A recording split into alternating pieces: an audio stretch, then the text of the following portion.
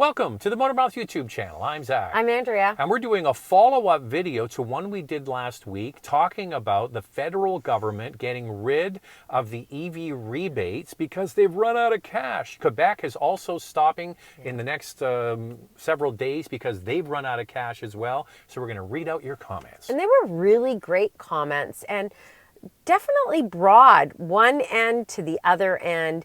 And in Trump's inauguration speech, he did say that he is going to eliminate the ZEV mandate. So lots to come in the U.S. as well. All right, so let's get into your reaction. I bought my Tesla because the incentives made it comparable to a similar ICE model. If people are to continue to buy EVs, the pricing will have to be competitive with gasoline vehicles. I think Tesla's done a really good job with that. Initially in Canada, Model Y was up at $89,000, but Elon Musk dropped that price point. And in the US, it was always very competitive. I think that Tesla is a great option for an electric vehicle. So back to the inauguration, Donald Trump has made an announcement they're getting rid of the ZEV mandate as Elon Musk was standing behind him, and going to get rid of the $7,500 tax credit as well, which benefits his pal Elon Musk because they have the best price competitiveness in the marketplace. So we're going to see how many people really want to have EVs, and they're going to have probably the best cost structure because that's all they make. Yes. It's a good thing that the VW ID4 currently has $5,000 Canadian manufacturer's discount until the end of January. It means I can get a fully loaded dual motor all-wheel drive electric for under 60,000 Canadian with freight and PDI, plus zero financing for 5 years without incentives. Base model rear-wheel drive is under 50,000. Well, guess what? It's even better. We spoke to Vancouver Volkswagen, and it's $10,000 off and 0% financing until the end of January. Here's the kicker, it has to be in stock. So it's not like you can order the color you want or maybe even the trim that you want.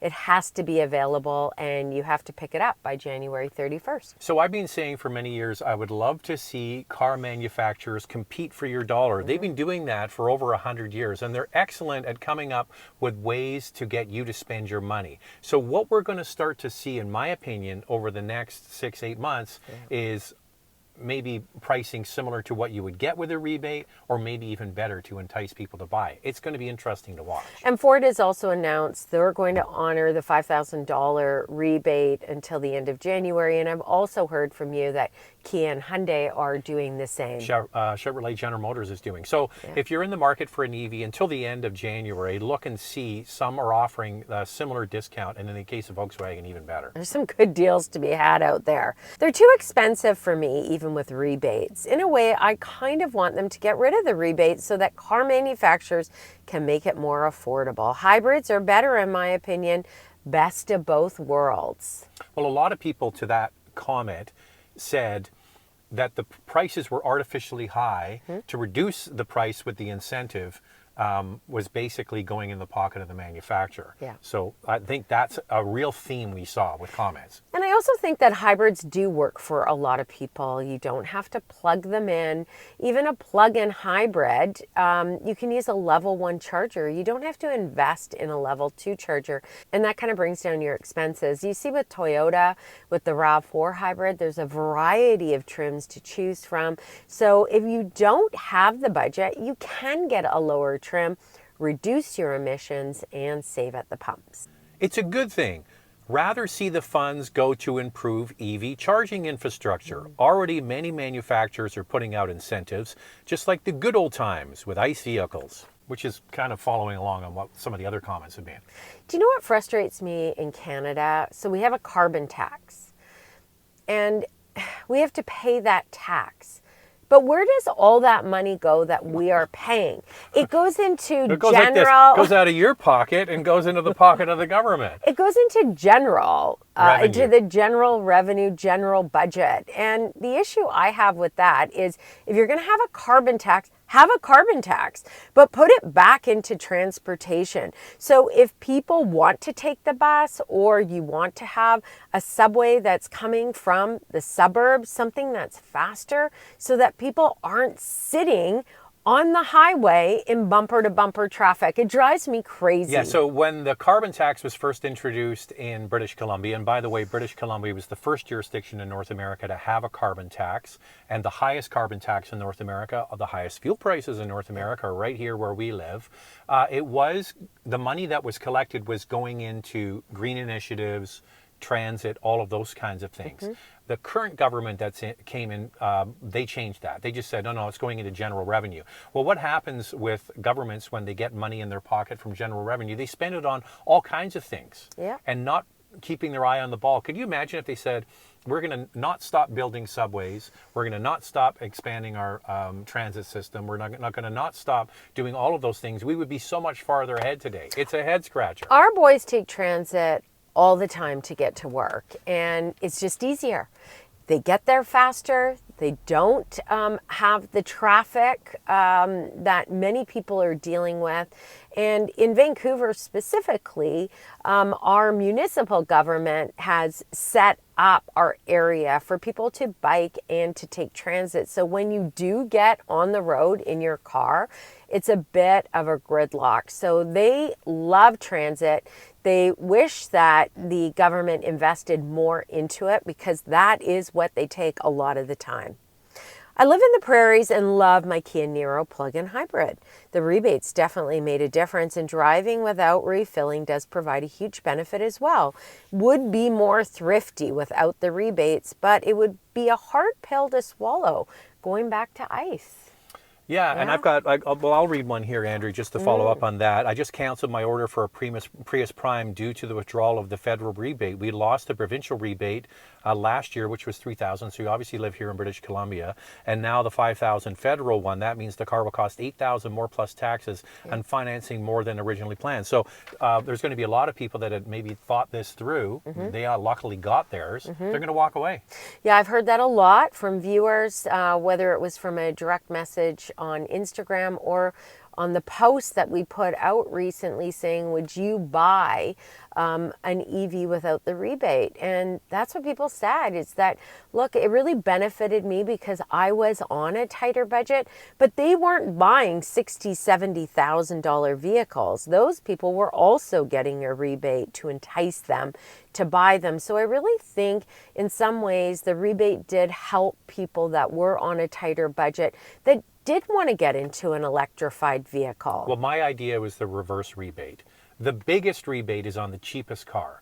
So we'll pick $40,000. So that will bring the price down to $35,000. And this was great when we had the Chevy Bolt, which is going to come back. We'll see what the price is on that. Or a Nissan Leaf, for example. You could get those cars right around that $40,000 mark, which made it much more open to everyday consumers to buy an electric vehicle. And the idea is every $5,000 the price of the car goes up, you lose $1,000 of the rebate. So it's really helping the people that could afford it, can't afford it, I should say, and not benefiting those that can. That's my idea anyway. But I think that, is the rebate even going to come back? I don't know. Yeah, we'll have to wait and see. A lot is changing, and it's changing quickly. The car manufacturers and dealerships are now demanding to have the mandates removed. They're calling the zero emissions policy an unrealistic fantasy. I totally agree with that comment about it being an unrealistic fantasy. I mean, to force people to buy electrified vehicles, and by the way, that ZEV mandate didn't include hybrids. It included plug-in hybrids, EVs, and hydrogen fuel cell, which we've talked about before. There aren't many of those. And I think it is a concern. I think that we're all on the same path. We want to lower emissions and we want to lower our carbon footprint. But to force people, I just don't think that that works. So with the Trump administration saying it's getting rid of its zero emissions mandate, Trump said that in the inaugural speech. Is Canada going to stick with this? We're going to have an election soon. I don't know if it's going to be a part of the platform for either side, but it's going to be interesting to watch and see what they do. I would think that the New Car Dealers Association of Canada came out and said, after they got rid of this rebate, it's not realistic for the weight of the industry to put on the dealers without any kind of incentives. We've talked about this many times. If the goal is to reduce carbon emissions, make that the goal. Say to the car manufacturers, by this date, we want to have your fleet of vehicles reduce carbon by this amount. Yep. How they get there, whether it's hybrids, plug-in hybrids, any other technology they can come with, maybe it's even more efficient, smaller gasoline engines. If they can hit those numbers, great. Telling them it has to only be EVs or nothing else, I think was the real foolhardy thing. And we're going to see if anything comes of this, it's going to be that it's not going to be electric or nothing. It's going to be everything above. And if you look at plug-in hybrids or hybrids, they have a much smaller battery. For example, this new Crosstrek hybrid that's coming out has a 1.1 kilowatt hour battery. Do you know how many hybrids that Subaru can produce to one pure EV, which has a 85 kilowatt hour battery or greater? You know, it would make a big difference to people to be able to drive a hybrid at a more affordable price point with a smaller battery. Also, you know, battery replacement costs on a smaller battery will be less than on a larger battery as well. So we were at one of the big auto shows. I can't remember what it was. And it was like the Ram a pickup truck, full electric. And it had, I think it was 225 kilowatt hour battery. Like it was a lot. It was like the thing was massive and the battery was huge. So to Andrea's point, you could produce close to 200 of these other hybrid vehicles for the same impact as one person driving that full EV. So someone even came up and said they were electron guzzlers or something like that. So the same way we look at gas guzzlers. So anyway, it's all up in the air. It's really all up in the air. It's all up in the air. Some of you have also commented on Instagram that are EVs really environmentally friendly? When you're mining for the battery, for those materials, it's not environmentally friendly. Yet, when you drive them, yes, they are giving off zero emissions. So it's always an interesting story to talk about. We had family in from Scotland, and we were just having dinner. It was a casual conversation with a cousin. And she said, everybody should drive an EV. And every single vehicle on the road in Vancouver is an EV, would give off zero emissions. And I said, yes, but what about the materials used to produce the battery and mining? I said, that's not environmentally friendly. And she said to me, let's not talk about that part. Let's just talk about the video? Zero emissions. No. And I said, but you can't just talk about one part without the other because it is a combination. Now, hopefully we'll get to recycle batteries so that we don't have to mine for those materials. Yeah, well, the other part of it is, where does your electric grid come from? Like, so China is the leader in EV sales, but they have the dirtiest electric grid. And you have somewhere like here in British Columbia that spills water for electricity. So there's no carbon emissions to make the electricity, same in Quebec. So you can run an EV and really feel that you're producing no emissions. That's great. So, you know, having an EV that runs off a coal-powered plant isn't clean either. You're just moving the emissions somewhere else. Anyway, we're going way into the weeds here. I think that you get the idea that a lot has changed in 1 week. Can you believe the timing that this EV rebate died a week before Donald Trump comes into office? He now comes out and says the EV mandate is dead. So where does that leave all of us? And where does it leave these car manufacturers? That's what I don't understand. Man, there's a lot to talk about, isn't there? Anyway, that's why we have questions, coffee, and cars as well, right. Andrea. And we love it. We love doing it, just talking about a broad range of things happening in the auto industry. We'd love to hear from you. What do you think about these comments? Do you agree, disagree? We'd love to hear from you as well and some of your feedback. Any comment is welcome. Let us know.